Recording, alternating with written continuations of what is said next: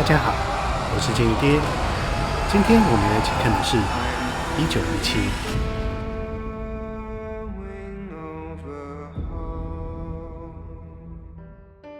本影片为观影心得，不做剧情讲解，但影片后段为事件解析，多少会牵涉到剧透。我会在影片右上方做暴雷提醒，非常建议先完整享受看电影的乐趣以后再回来哦。一纸命令牵动着1600个生命，然而每一步都潜藏着危机，只靠2个信使，该如何阻止一场屠杀呢？故事描述1次大战时期，史考菲与布雷克担任英国军队间讯息传递的信差事官。这一天，他们接到的命令是往前线告知停止进攻的消息，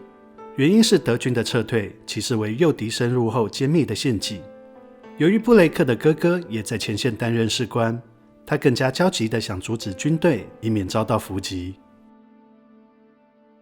电影以一场实时记录的方式讲述了一个虚构的故事，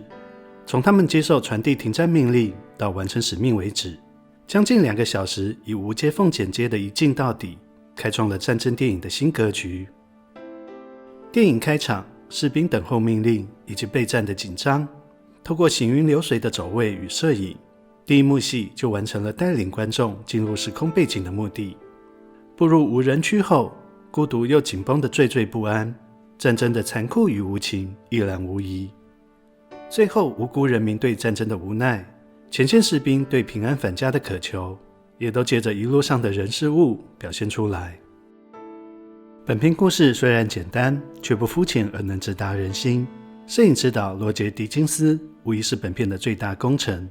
手持、机车跟拍、钢丝吊挂，各种手法只为了不着痕迹地将整个故事记录下来，而成果也的确令人惊艳。在单一镜头下，还能够表现出演员多层次的情感，就算直接宣布拿下奥斯卡最佳摄影，我相信也当之无愧。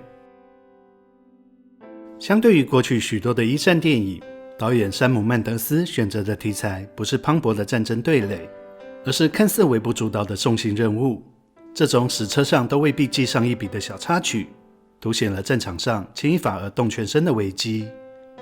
而短短8个小时就可能决定前线同才的生死，那种死有重于泰山的责任感，更是为灰暗的战争带入了人性的光明。战争的荣耀比不上一场温饱，胜利也只是为战场上的死亡做出结论。希望在人类的历史上，永远不要再有第3次的战争。接下来是电影的事件解析，因为牵涉到剧透，这边就先做一个防雷线。前方雷区高能，请注意。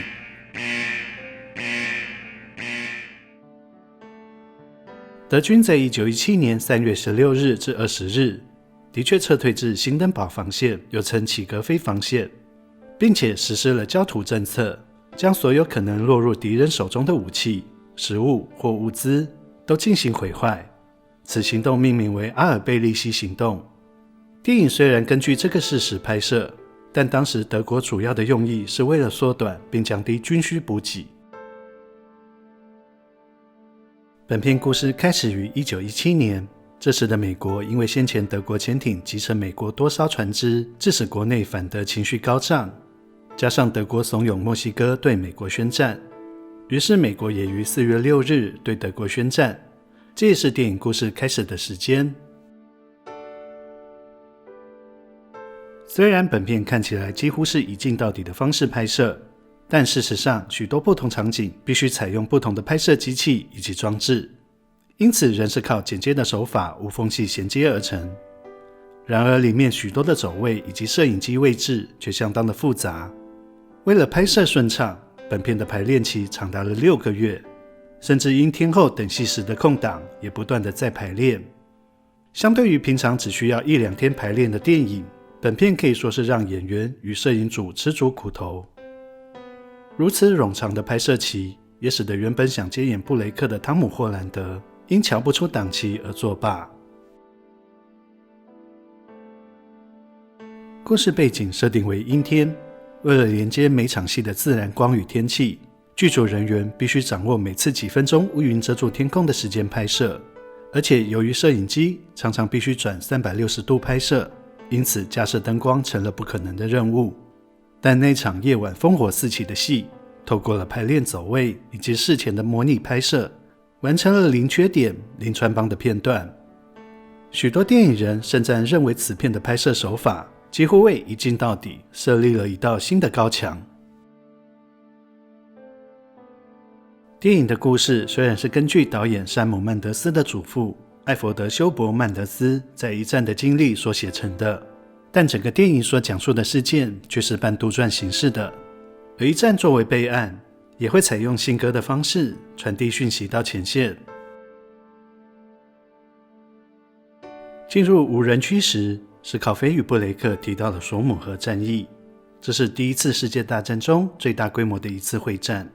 英法联军为突破德国防线与法国北方的索姆河交战。在战争历史之中，索姆河战役也是第一次出现坦克。整场战役的期间为1916年7月1日到11月18日，双方死伤超过130万人。史考菲从水里爬上岸，大兵们围绕在树林中唱的歌曲是《Wayfaring Stranger》，这是一首流传在爱尔兰地区的古老民谣，并曾被众多歌手翻唱，包含红发艾德以及齐豫等人。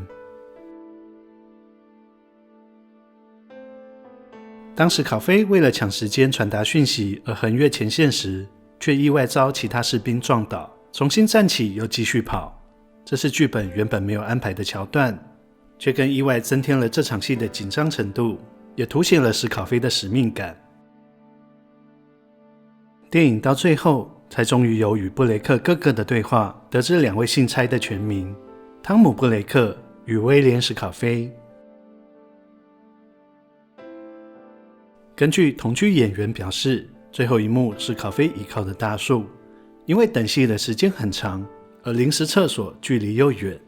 在不知道最后一幕会在那里拍摄的情况下，有上百个演员会用那棵树来上厕所。关于电影，我们就说到这边。既然都看到了最后，就帮忙点个订阅、喜欢和分享吧。感谢收看这一次的金鱼爹看电影，希望下次可以跟你分享更精彩的故事哦。拜。